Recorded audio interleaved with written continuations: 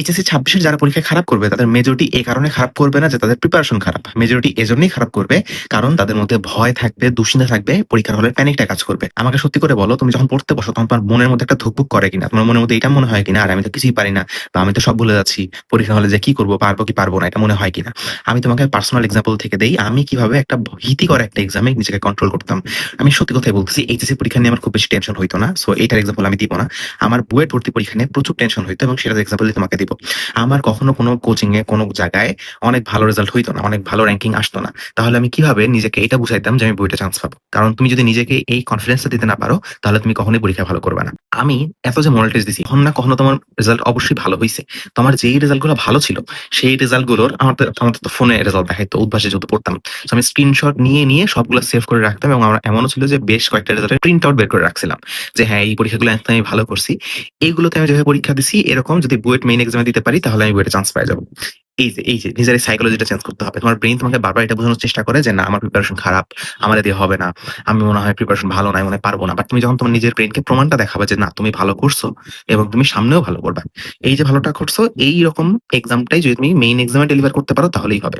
Model test দেওয়ার সময় আমিও নিজের মাইন্ডসেট ওভাবেই দিতাম যে একদম মানে পরীক্ষার হলে যেভাবে যাবো ওইভাবে রেডি হয়ে যাইতাম। এমন না যে গেঞ্জি পরে ট্রাউজার পরে চলে গেলাম। মোটামুটি রেডি হয়ে যাইতাম। তারপর টাইম নিয়ে করতাম। মার্জিন-টার্জিন টেনেই আমি মডেল টেস্ট দিতাম। এইচএসসি পরীক্ষার আমি কোন কোচিং এ মডেল টেস্ট দেই নাই। আমি বাসায় মডেল টেস্ট দিছিলাম। তো এইচএসসি পরীক্ষার আগেও যখন বাসায় পরীক্ষা দিতাম আমি ওইভাবেই মোটামুটি রেডি হয়ে মার্জিন-টার্জিন করে সময় ধরেই আমি মডেল টেস্ট গুলা দিতাম। তোমার ব্রেইনকে যখন তুমি এটা বুঝাবা যে it's nothing different, it's the same এবং তোমার যখন ওই ভালো রেজাল্ট গুলার জিনিসগুলো দেখাবা যে দেখ আমি আগেও ভালো করছি এবারও এরকম পরীক্ষা দিলেই ভালো করব। তখন তোমার ব্রেইন অনেক কনফিডেন্ট হয়ে যাবে। আমার বুয়েট ভর্তি পরীক্ষায় আমি মনে হয় আমি হয়েছিলাম ১৭৮ তম। বাট উদ্ভাসে কখনো আমি টপ ৪০০ র মধ্যে ঢুকি নাই। বুঝছো? একবার মনে হচ্ছিল আমার ৪৩২ কি ৪১২ এরকম একটা র‍্যাংক ছিল। ওইটার আমার প্রিন্ট আউট ছিল। আমি দেখাচ্ছিলাম যে এরকম ৪০০-৫০০ তম হইলেই তো আমি বুয়েটে চান্স পেয়ে যাবো। বুঝছো? তো এই যে জিনিসটাই পরীক্ষার হলে বসেও নিজেকে এটা বুঝাচ্ছিলাম যে ওই তো ওই পরীক্ষায় ৪০০ তম হয়েছিলাম। এরকম হইলেই তো হয়ে যাবে। এরকম হইলেই তো হয়ে যাবে। এবং এইটা আমার মেন্টালি অনেক আমাকে রিল্যাক্স রাখছিল এবং এই রিল্যাক্সেশন থাকার কারণেই আমার ইঞ্জিনিয়ারিং মডেল টেস্টের চেয়েও ভালো রেজাল্ট আমার বুয়েট মেইন এক্সামে হইছে। বুঝছো? এবং সেম জিনিসটা তোমার এইচএসসি তেও তুমি কাজ করাইতে পারবা। এইচএসসি তেও তুমি মডেল টেস্ট দিছো বা যদি দিয়ে না থাকো অনেকে মডেল টেস্ট দাওই না। আমি সাজেস্ট করব এট লিস্ট সামনের ১০ দিনে ১০ টা মডেল টেস্ট দাও। একটা না একটা তোমার ভালো রেজাল্ট হবেই। নিজে তো মার্কিং করবাই। সেইটা তুমি সেভ করে রাখো, খাতা কেটে রাখো, আলাদা করে রাখো, ছিঁড়ে রাখো, সামনে রাখো। নিজেকে এটা বুঝাবা এখানে ভালো রেজাল্ট করছি। এখানে আমি ৩ ঘন্টায় পরীক্ষা দিছি।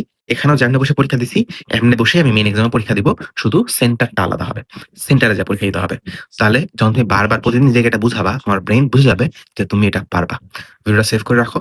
আর এই টিপসটা ফলো করেও দেখবা তোমার মোটিভেশন অনেক বাড়বে।